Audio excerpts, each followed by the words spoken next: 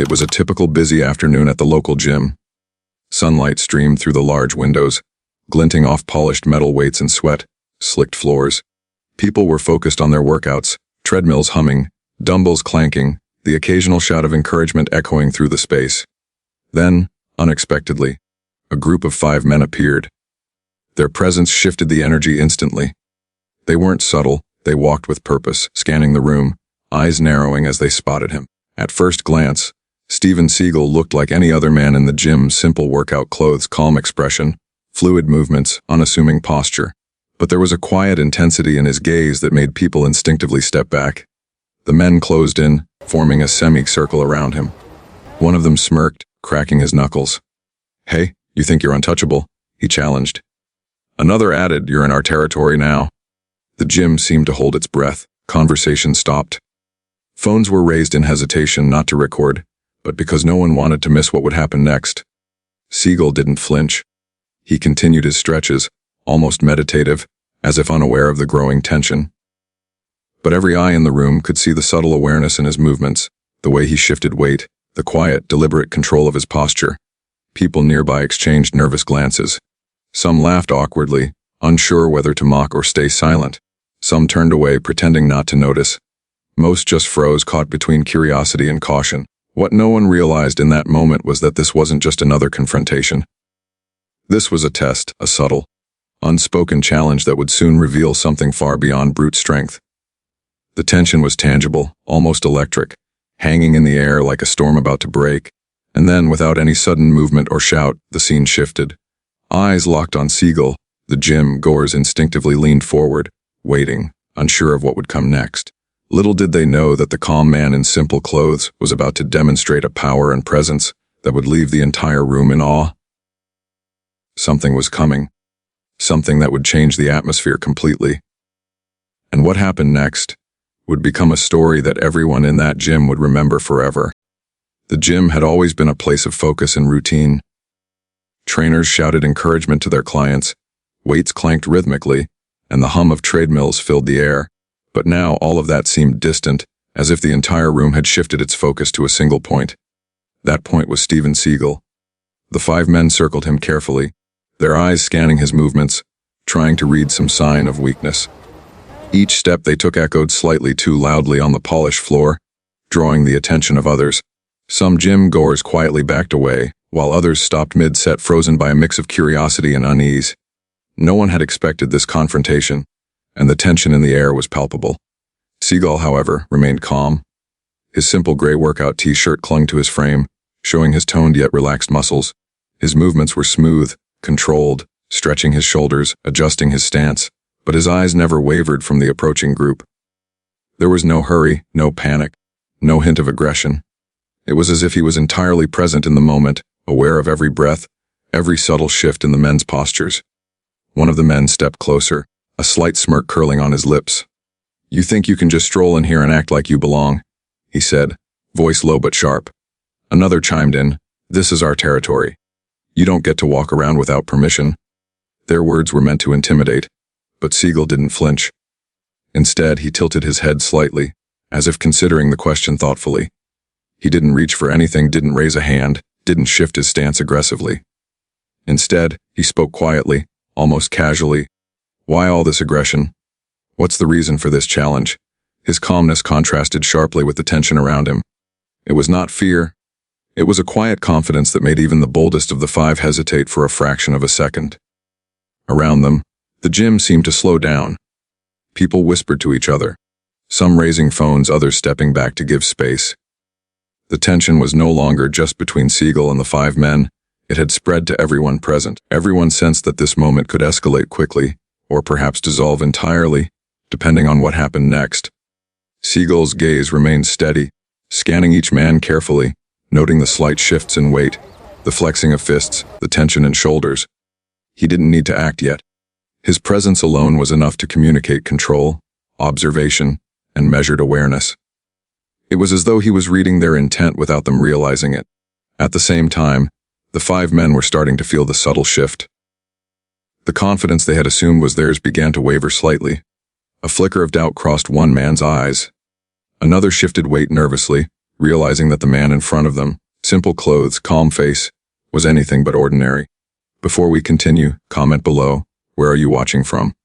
Think carefully, would you step in, freeze, or walk away? Respect to everyone who stays calm under pressure. Seagal's measured presence and the men's escalating aggression set the stage for what was coming next. This wasn't just a confrontation, it was a study of respect, control, and true power. Every eye in the room was now focused, waiting for the first sign, the first move, the moment that would decide who held the upper hand. And in that quiet anticipation, the gym became more than just a place for exercise. It became a theater of tension, patience, and the subtle but undeniable promise of what was about to unfold. The silence inside the gym grew heavier with every passing second. What had started as a simple workout session now felt like a pressure chamber. The 5 men stood closer than before, their earlier confidence slowly shifting into something sharper, more volatile. Their voices dropped, but their intent became clearer. One of them stepped forward, invading Steven Seagal's personal space. "You're acting real calm for someone surrounded," he said, trying to provoke a reaction. Another man laughed softly, though there was tension behind it. "Maybe he doesn't realize what situation he's in." Seagal remained still. His breathing was steady, controlled. He didn't raise his voice or tense his fists. Instead, he observed every movement, every shift of weight, every twitch of impatience. It was as if he wasn't intimidated at all, only analyzing. Around them, the gym had nearly stopped functioning. A man on a treadmill slowed his pace, pretending to adjust the settings while watching closely. A woman lowered her headphones, sensing something was wrong. A trainer hesitated mid-instruction, eyes locked on the group. No one wanted to be involved, yet no one could look away. The men grew bolder as the seconds passed. One of them nudged a bench aside with his foot, the loud scrape against the floor breaking the quiet. "You gonna say something?" he demanded. "Are you just gonna stand there like you own the place?" Seagal finally spoke, his voice calm but firm. "There's no reason for this," he said. "You're choosing conflict where there doesn't need to be one." That calmness only fueled their frustration. One man scoffed. "You hear that? He thinks he's in control." Another rolled his shoulders, loosening up as if preparing for something physical. The circle tightened, closing off any easy exit. This was no longer just about intimidation. It had become a test of dominance. The tension reached a point where even the smallest movement felt dangerous. A clenched jaw, a foot sliding slightly forward, a hand flexing then relaxing. Every motion felt magnified, like the moment before a storm breaks. Seagal shifted his stance not aggressively, but deliberately. It was subtle, almost unnoticeable to an untrained eye. But those watching closely felt it. His posture changed just enough to signal readiness, not attack. Calm, grounded, balanced, one of the men noticed. "What's that look?" he said. "You planning something?" Seagal met his gaze without blinking. "I'm already prepared," he replied quietly. That single sentence landed harder than any insult. For the first time, doubt spread visibly among the group. Their laughter faded. The confidence they had entered with began to crack. They weren't dealing with panic or fear. They were facing something worse, certainty. The gym felt smaller now, the walls closer, the air thicker. People shifted back, giving space, instinctively protecting themselves. Phones came out, not boldly but cautiously, as if recording history in the making. One of the men finally made a move, not a full attack, but a sharp step forward meant to scare him. It was meant to trigger a reaction. It didn't. Seagal didn't flinch. Instead, he tilted his head slightly, eyes still calm, voice even. "This doesn't end the way you think it will," he said. That was the moment everything changed. The men realized too late that they weren't in control of the situation. What they thought was hesitation was restraint. What they mistook for weakness was discipline. And the calm they mocked was something they didn't understand. The gym was now completely silent. No music, no chatter, just anticipation. Everyone knew something was about to happen, but no one knew exactly how it would unfold. The conflict had reached its breaking point, balanced on the edge between chaos and control. And in that fragile moment, Steven Seagal stood unmoved, calm in the center of rising tension, ready to respond, not with rage, but with precision. What happened next would shock everyone watching. Would you stay and watch, or leave before things got physical? The moment stretched longer than anyone expected. The tension didn't explode right away, it lingered, thick and heavy, pressing down on everyone in the gym. People held their breath, waiting for impact, waiting for shouting, waiting for chaos. But none of that came. Instead, Steven Seagal took a slow step forward, not toward the men but slightly to the side. It was a controlled movement, deliberate, calm. Not aggressive, not defensive. Just enough to change the balance of the space around him. That small movement sent a ripple through the group. One of the men instinctively stepped back before realizing what he'd done. Another tightened his jaw, annoyed, not at Seagal but at himself. They had come in confident, loud, dominant. Now their reactions were betraying them. Seagal's posture was relaxed yet grounded. His shoulders were loose, his hands open, fingers calm. There was no clenched fist, no raised guard. To an untrained eye, it might have looked like he was doing nothing. But to those watching closely, it felt like he was in complete control. The gym crowd reacted in subtle ways. A man near the mirrors quietly moved behind a machine. Someone near the entrance paused mid-step, unsure whether to leave or stay. A trainer gently guided a client away from the area without saying a word. No one wanted to be close, but no one wanted to miss what was happening. One of the 5 men broke the silence. "You think that little step scares us?" he said, forcing a laugh, but his voice lacked conviction. The sound echoed awkwardly, unanswered. Seagal didn't respond right away. He looked at the man carefully, then briefly at the others, as if measuring something. Not anger, not fear, intent. "I don't want to hurt anyone," Seagal said calmly, "but I won't be cornered either." The words were quiet, but they carried a threat. They were a boundary. That was when the reactions truly shifted. The men glanced at each other. Not confidently, uncertainly.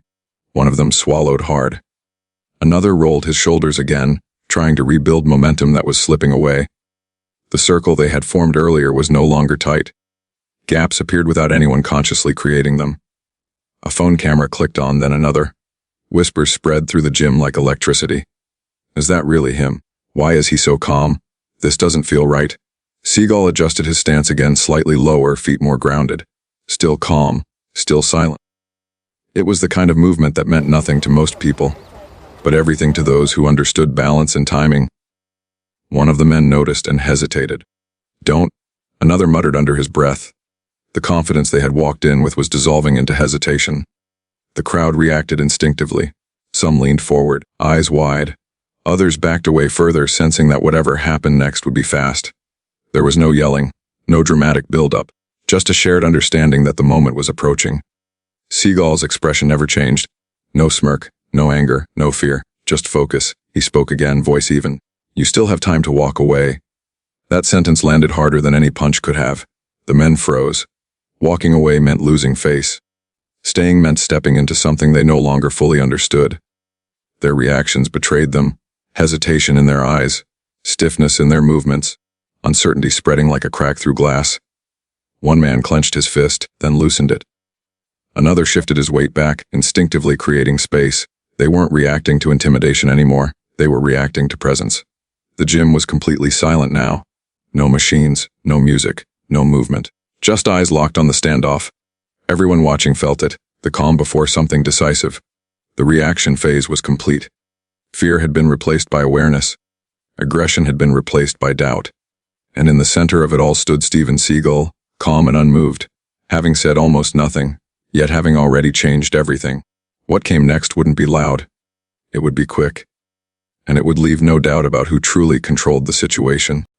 It happened faster than most people could process. One of the 5 men made the mistake of acting on impulse. Frustration overtook hesitation, and he lunged forward, not with a full strike, but with a forceful shove meant to break Steven Seagal's calm and reassert control. That was all it took. Seagal moved. There was no dramatic wind-up, no aggressive posture. His body responded naturally, almost effortlessly, as if the motion had already been decided long before it happened. In one smooth sequence, he shifted his weight, redirected the man's momentum, and neutralized the movement before it fully formed. The man stumbled, not violently, not painfully, but helplessly. His balance disappeared in an instant. One moment he was advancing, the next he was forced back, wide-eyed, catching himself to avoid hitting the floor. Gasps rippled through the gym. Before anyone could react, Seagal was already still again. Hands open, posture relaxed, calm restored. The message was unmistakable. This wasn't luck. This wasn't brute strength. This was control. The other 4 men froze. Their bodies reacted before their minds did, feet locking in place, shoulders stiffening, eyes widening. The realization hit them all at once. The man they had surrounded wasn't reacting emotionally. He had been waiting for proof that restraint was no longer an option. The gym erupted into whispers. "Did you see that? I didn't even hit him." That wasn't normal. The man who had lunged stood there stunned, breathing hard, his confidence completely gone. He looked at Seagal differently now, not with anger, but disbelief. The power he'd felt wasn't violent, yet it was absolute. Seagal met his gaze calmly. "That was your warning," he said quietly. The words carried more weight than shouting ever could. The other men stepped back almost in unison. The circle was gone. The confrontation had ended without anyone officially calling it off. No one challenged him now.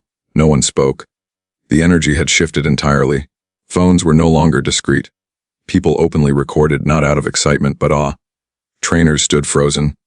Gym members stared, realizing they had just witnessed something rare: skill without ego, dominance without cruelty. One of the men finally spoke, voice low. "We didn't know." He didn't finish the sentence. Seagal nodded once, not triumphantly, not proudly. Just acknowledgement. "I'm not here to prove anything," he said, "but I won't be disrespected either." That was the reveal, not just of who he was, but of what true power looked like. There was no announcement. No one shouted his name, yet everyone knew now. The calm, the precision, the restraint. This wasn't an ordinary man. This was someone who had spent a lifetime mastering control over chaos. The man who had lunged stepped back further, rubbing his arm, not in pain, but in disbelief. The others avoided eye contact. Their earlier bravado had dissolved into quiet respect mixed with embarrassment. The gym slowly exhaled. A woman near the mirrors whispered, "That was Steven Seagal." Another replied, "I thought he was just an actor." Seagal heard none of it, or chose not to react. He simply adjusted his stance, picked up a towel, and wiped his hands as if nothing unusual had happened. But nothing was the same anymore. The confrontation was over, yet its impact lingered. Everyone understood now strength didn't need noise. Authority didn't need violence. And respect couldn't be forced, it was felt. Seagal turned away from the group, not waiting for applause or acknowledgement. The men parted instinctively, clearing his path without being asked. The reveal wasn't loud, it was undeniable. And as Steven Seagal walked away, the gym remained silent, stunned by the realization that they had just witnessed a moment that would be talked about long after the weights stopped clanking and the treadmills went quiet. Steven Seagal walked away from the center of the gym, the same way he had stood there moments earlier, calm, steady, and unaffected. There was no rush in his steps, no backward glance, no need to acknowledge what had just happened. The space around him opened naturally, people stepping aside without thinking, creating a clear path as if guided by instinct. Behind him, the 5 men remained still. The man who'd lunged earlier lowered his head slightly, breathing slowly now, trying to process what had just occurred. His body wasn't hurt, but his confidence had taken a direct hit. He flexed his fingers, then relaxed them, realizing how close he had come to something far worse. The others avoided eye contact, not just with Seagal, but with each other. Their earlier bravado felt distant, almost embarrassing. What had seemed like control minutes ago now felt like recklessness. Around them, the gym slowly came back to life. Machines restarted one by one. A treadmill hummed softly. Someone cleared their throat. Conversations resumed, but quieter than before, more cautious. People spoke in low voices, replaying the moment in their minds, each version slightly different, but all carrying the same core feeling: respect. Seagal reached a bench near the far wall and sat down. He picked up his water bottle, took a slow sip, and placed it beside him. His breathing remained even, his posture relaxed. To anyone watching closely, it was clear he hadn't been shaken at all. A trainer nearby hesitated, then nodded slightly in his direction. Seagal returned the nod, small and respectful. No words were exchanged, none were needed. The 5 men eventually stepped back toward the entrance. Not together, not confidently. One by one, their footsteps were quieter now. The gym doors closed behind them without ceremony. No cheers followed, no applause, no victory pose, just understanding. People resumed their workouts. But the energy had changed. There was a new awareness in the room, a reminder that strength wasn't about size or numbers, and control wasn't about intimidation. What they had witnessed wasn't violence, it was restraint. A man near the mirrors whispered to his friend. He could have ended that in seconds. His friend replied, but he didn't. That was the part that stayed with everyone. Seagal stood up again, adjusted his gloves, and returned to his routine. Stretch, breathe, focus. It was as if the confrontation had been nothing more than a passing interruption. But for everyone else, it was unforgettable. The gym felt quieter now, not because people were afraid, but because they were thoughtful. What they had seen challenged their assumptions. Leadness hadn't won. Numbers hadn't won. Calm had. As Seagal finished his set, he glanced around briefly, not scanning for threats but acknowledging the space. Life continued. The moment had passed, yet its impact lingered. People would talk about this later, in the locker room, on the drive home, in messages sent to friends. Not because it was dramatic, but because it was controlled. Because it showed something rare. True power doesn't announce itself. True confidence doesn't need validation. And real respect is earned without words. Steven Seagal gathered his things and headed toward the exit. No one stopped him. No one asked for photos. They simply watched him go, understanding that they had just seen something authentic, something that couldn't be staged or repeated. As the door closed behind him, the gym returned fully to normal. But the lesson remained. Do you think real strength is shown by action or by restraint? The gym returned to its usual rhythm by the end of the day. Weights clanked again. Music played softly overhead. Conversations picked up where they had left off. On the surface, everything looked normal. But for those who had witnessed what happened, something had changed. It wasn't about who won or lost. There was no scoreboard, no knockout, no dramatic finish. What stayed with people wasn't the movement itself. It was the restraint behind it. The control. The decision to stop when stopping was enough. Steven Seagal hadn't raised his voice. He hadn't threatened anyone. He hadn't tried to prove a point. And yet, his presence had said everything. The 5 men came into that gym believing strength was about numbers and intimidation. They thought control came from surrounding someone, from pressure, from forcing a reaction. What they learned instead was quieter and far more powerful. Strength doesn't rush. Strength doesn't shout. Strength waits. The real moment wasn't when the situation turned physical. It was everything before that. The patience, the awareness, the ability to stay calm while being challenged. Anyone can react emotionally. Very few can remain steady when tested. That's what made the moment unforgettable. People who saw it didn't leave talking about violence. They left talking about discipline. About how easily things could have gone wrong, and how effortlessly they didn't. About how power, when truly mastered, looks almost invisible. Steven Seagal didn't walk away as a hero. He walked away as a reminder. A reminder that confidence doesn't need an audience, that respect can't be demanded, and that real strength reveals itself only when it has nothing to prove. Long after he left, the story stayed, not exaggerated, not dramatized, just repeated quietly, person to person, each time carrying the same message: calm wins when chaos expects noise. And maybe that's why it mattered. In a world where loudness is often mistaken for power, moments like this stand out. They show that true control isn't about domination. It's about knowing when not to act. If there's one thing to take from this, it's simple. You don't need to be the loudest in the room to be the strongest. You don't need to humiliate others to earn respect. And you don't need to prove who you are to people who don't matter. Steven Seagal understood that, and everyone watching learned it. More stories like this are coming. Real moments, real lessons, real presence. If this one made you think, let us know. Which part stood out to you the most? Was it the calm, the restraint, or the moment everything shifted? Your feedback helps shape what comes next. And if you believe humility is a form of strength, you already understand the lesson.